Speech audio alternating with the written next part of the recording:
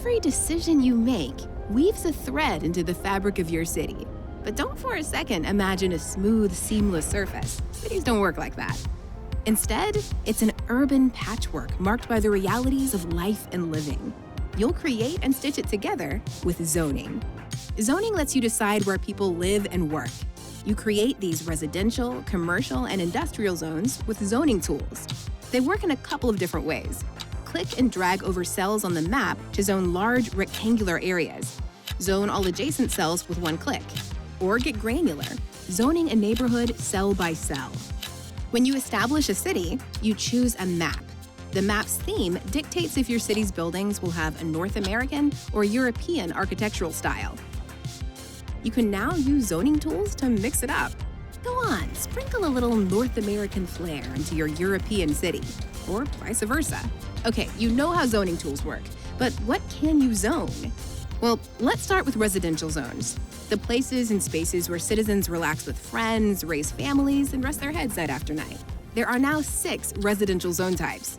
2 will be familiar: low-density housing, detached houses for single families, and high-density housing, tall towers packed with residents. New zoning types include medium-density row housing and medium-density apartment buildings. There's low-rent housing now too. Huge apartment buildings with tiny apartments. Finally, there's mixed housing. Here, residents live in apartments above ground floor shops. Mixed housing adds next-level realism because homes and shops rub elbows like most real-world city centers. Ready to talk business? You'll create dedicated commercial zones where companies sell the locally produced and imported goods people need and want. Your commercial zones are also where citizens and tourists eat out, catch the latest blockbuster, and dance until dawn. You'll establish industrial zones with factories, workshops, and warehouses where businesses can store goods ready for distribution or export. You'll also develop office zones. Here you'll find small, low-density buildings with only a few businesses in operation. You'll also get the glittering, high-density towers that define your city's silhouette in the sky. Growing your city and zoning go hand in hand. Here's an example. You zone residential areas that boost the population, and with it, the demand for jobs. You respond by creating an industrial zone with factories where people get to work. Now, these factories produce goods, but they won't stay in business long without somewhere to sell them. You solve that problem by expanding commercial zones. You see?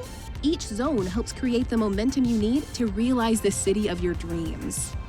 And it wouldn't be the city of your dreams without signature buildings. These are unique residential, commercial, industrial, and office buildings that you unlock as your city expands. They're free to build, and you can plop them anywhere. Plop. It's City Skylines lingo. Go on, say it. Plop. What's so special about signature buildings? Well, they function like any zoned building. A home for people, a warehouse for industry, an office for workers. But they can elevate the neighborhood in unique ways. Signature buildings can also bring citywide benefits. Zone and place your signature buildings carefully so each city district flourishes and plays its part in the success of the whole city. Life's rich tapestry has never been richer than in City Skylines II.